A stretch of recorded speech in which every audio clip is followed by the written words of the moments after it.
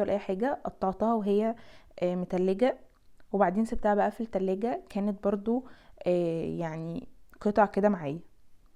هحطها بقى على الوش، حطوا الكميه اللي انتوا عاوزينها. انا بحب اكتر قوي المانجا، فهتلاقوني مكتره اكتر يعني، لان انا بحبها قوي وبحسها هي فيها الطعم كله، فبجد بتبقى خطيره.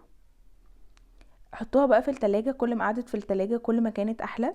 بس طبعا لو مستعجلين يعني كلوها بقى وقطعوها كده.